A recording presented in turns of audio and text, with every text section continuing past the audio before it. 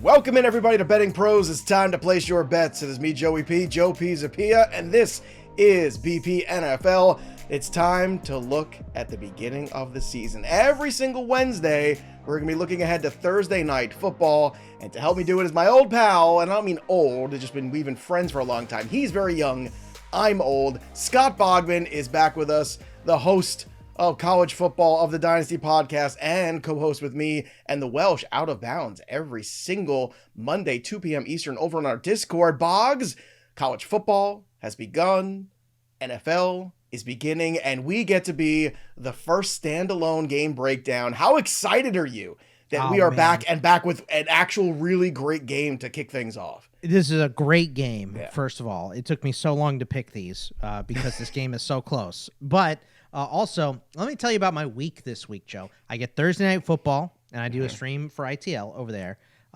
Friday night, I'm going to see the D-backs play the Astros here in Houston.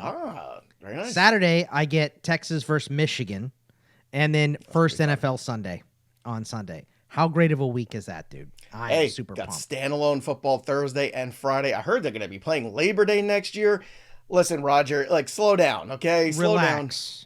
I don't Take know. it easy. Let us enjoy our Labor Day and our holidays. Come on. Why are the games on Christmas on a Wednesday this year? I hate that. So, I don't know, because people are off and they're going to be home and they're going to want to watch football. And we want to watch football too, but more importantly, we want to bet on football as well.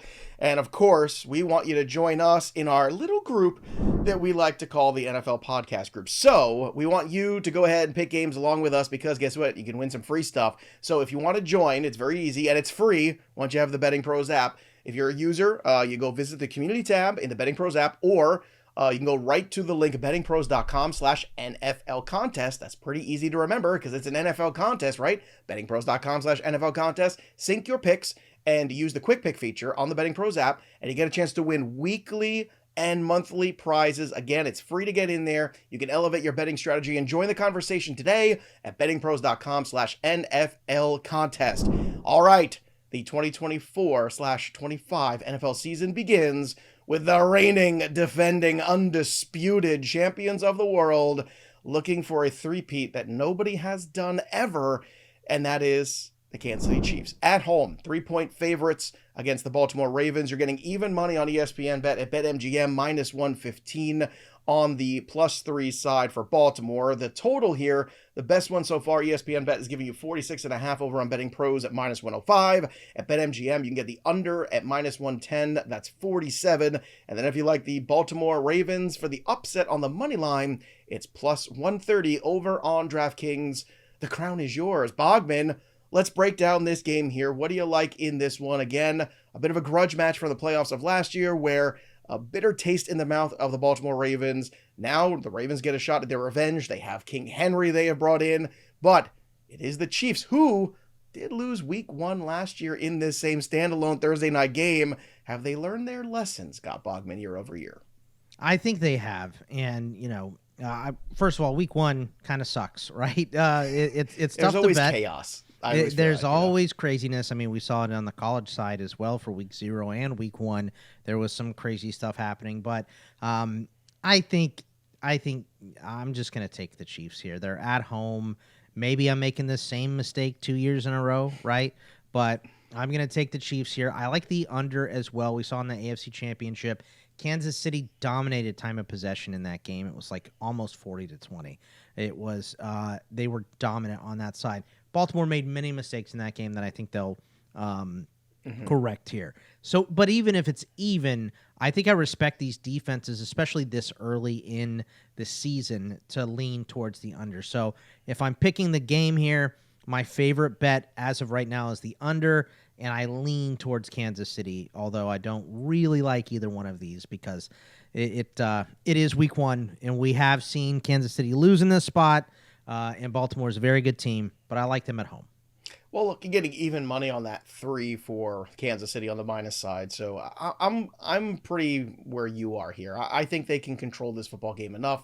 I do think it's going to be interesting to see what the Baltimore Ravens are now with Derrick Henry, because if this offense just straight out of the gate a little bit more physical with a running back like Derrick Henry. They never had anything like this before. I mean, he's not Mark Ingram. He's not Justice Hill. He's not J.K. Right. Dobbins or Gus Edwards. This is Derrick Henry we're talking about. Right, so right. this is a little bit of a different situation. So I'm curious to see what it sets up to, what sort of RPOs they're going to run, all kinds of different, new wrinkles in this offense that they might have with King Henry now a part of it. But it is on the road. I think that crowd's going to be a big factor tonight too. Whenever you start hoisting those championship banners, the crowd is really into it. That being said, the Lions did stick it to them, but I don't think the Chiefs took the Lions seriously last year. Right. And the Lions were a team to be reckoned with, clearly all season long. They were a playoff team. I think because of that hard lesson they learned last year, I'm with you here on the Chiefs on the 3-2. I think they can handle their business.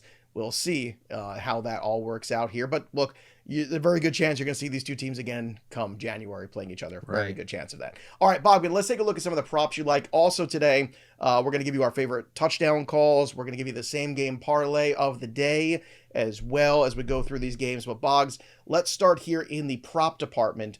And before we do, just a quick reminder to everybody here, the betting systems are also available on the BP app. So we mentioned the contest, but if you're somebody who likes to really kind of take the betting world to the next level here, BettingPros systems that are designed to help you find winning trends, to make smarter bets, because that's what we're here to do at the end of the day. You can customize your own systems, no matter what the sport is. It doesn't have to be football. It can be NFL, NBA, college football. It doesn't matter what you're doing here. And you can find out what's going to be the most profitable betting opportunities for you and what kind of bettor you really are. So one of the many features we have here in premium and Betting Pros, but if you download the Betting Pros app now, you're going to get a few days of premium to check it out. So we encourage you to do that. Again, download the Betting Pros app, go to bettingpros.com, check it out yourself. But the systems can really help you here become a better wagerer. Boggs, speaking of becoming a better wagerer, let's look at the prop department here, and let's start with Isiah Pacheco. The number is 14.5 for the rush attempts. Clyde Edwards-Helaire is not going to be a factor in this game. So Samaje Perine is the next man up now in this backfield. So how does this impact this number? That exact reasoning is why I like the over 14.5 rush attempts. We both like Kansas City in this game, right? Mm-hmm. So if you're up late, you're bleeding the clock, right? Well, maybe you do that with Samaje Perine, but he just got there like last week or 2 weeks ago. Carson Steele is a rookie going into this season as well. So these are their options in the backfield, unless you're going to take from a different position or something. So I think Isiah Pacheco is going to get a healthy look. We've heard all of their talk in the offseason is about how he's a 3-down back as well. So Chiefs are up. Plus, like I said, in the AFC Championship, the clock control here, the official number was 37-30 to 22-30 in that game. I don't think we get a repeat of that. I think that's too lopsided. I think Baltimore made mistakes with their game plan going into that game.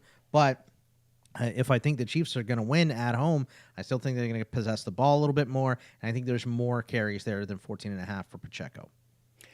We like some of the small numbers here. We call it the easy money sometimes. They're throwing them up on certain boards here. And you've got a couple of these. I want to start with Isaiah Likely. 16.5 receiving yards. It's minus 115 for the over the under. You're looking at the over on this one, and I think it's a very astute observation of yours, too, because of the health of Mark Andrews. Andrews had been in that car accident, and everyone said, oh, everything's going to be fine, and then he really hasn't seen much of the practice field in quite some time. So Isaiah Likely has certainly stepped up in those moments where he's been given more opportunities. Is this one of those nights where you're going to get some more opportunity for Isaiah Likely than people realize? I don't know if we're going to get more opportunity, honestly.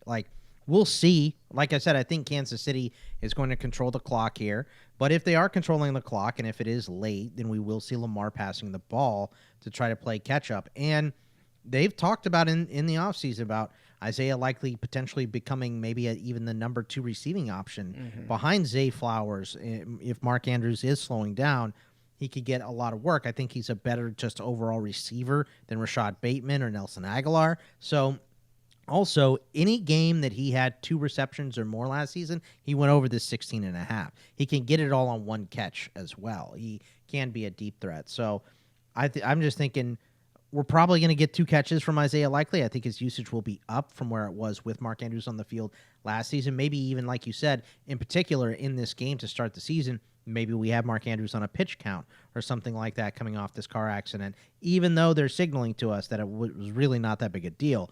But you never know. And I think just with this low total, Isiah likely becoming more of a weapon in the playoffs and down the stretch, that he can get this all in one catch, possibly. So I'm all over this 16.5.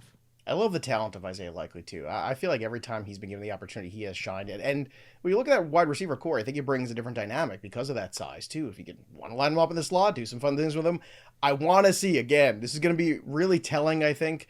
Last year, we had the Sam Laporta coming out party, if you recall, where we were all like, wow, look at Sam Laporta on the field a lot. If Isiah Likely is on the field a lot more than we realize, you're going to see his roster percentage in fantasy shoot up, because they might be pivoting and saying, you know what, Bateman hasn't done it.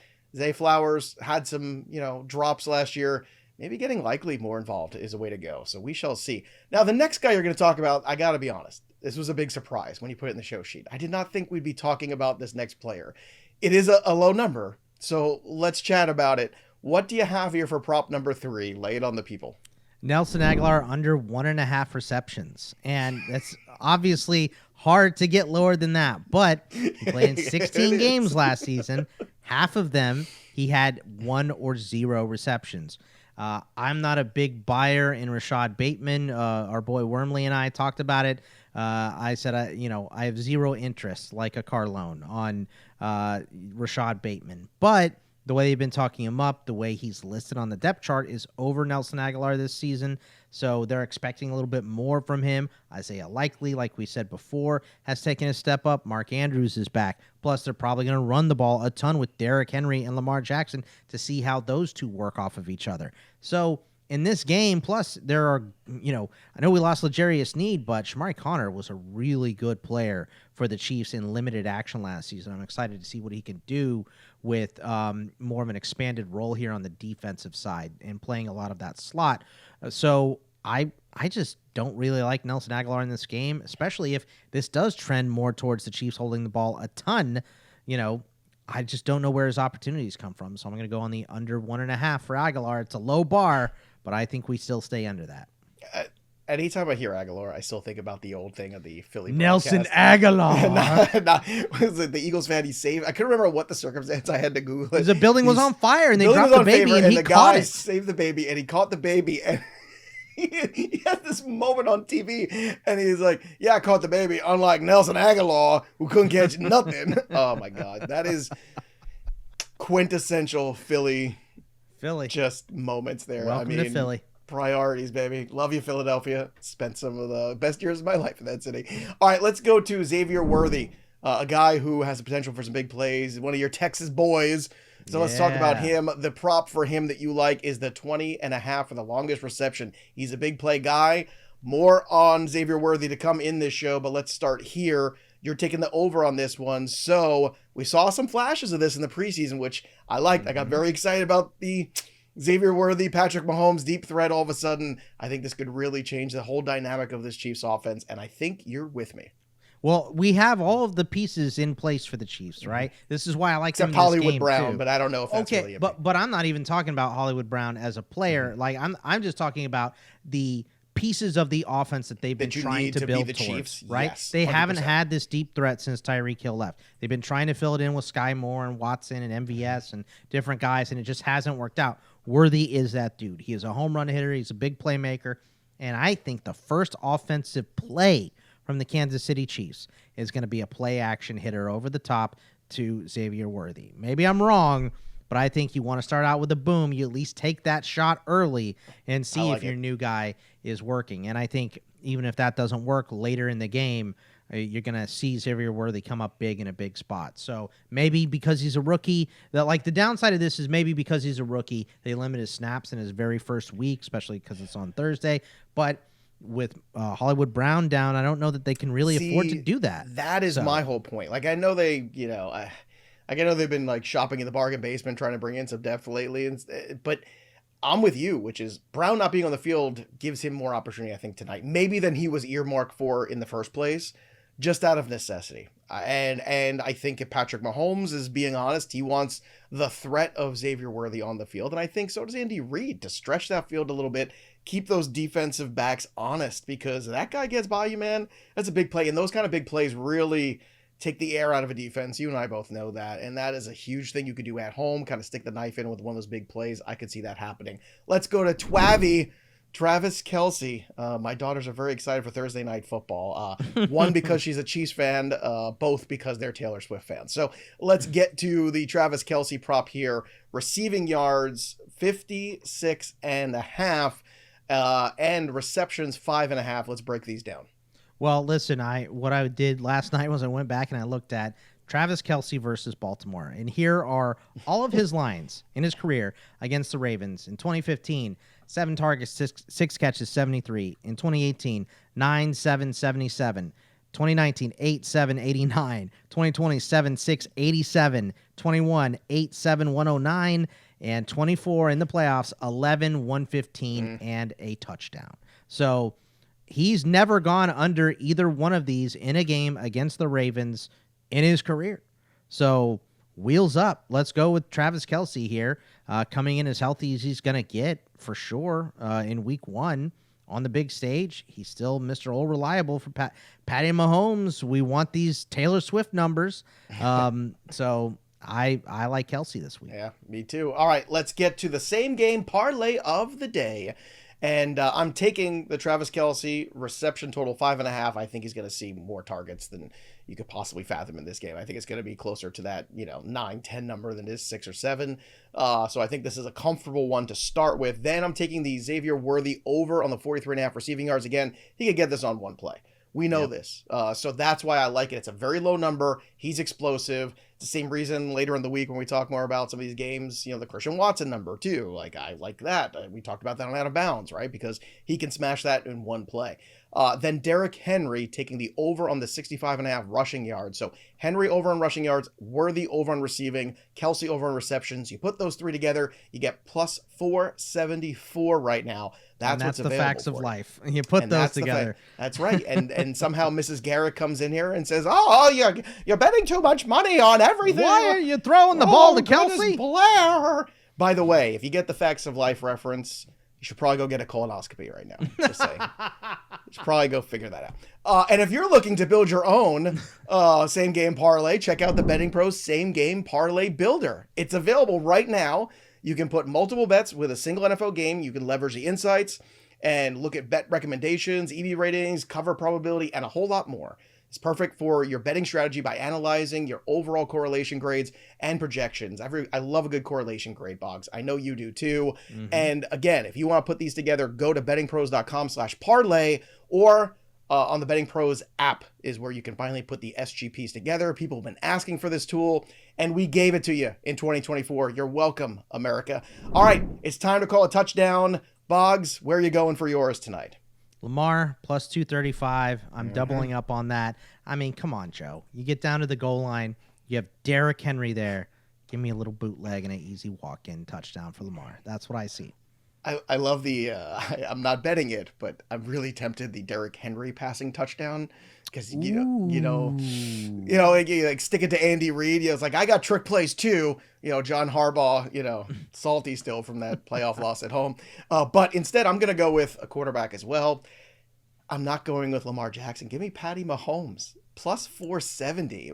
People annually. I made so much money at the end of the year last year betting the over on the rushing totals for Patrick Mahomes. I feel like people just forget that this guy is easily going to go out there, get you 25 to 30 yards rushing, and he is somebody that you have to pay attention to. And I feel like I like this early because defenses are still getting up to speed.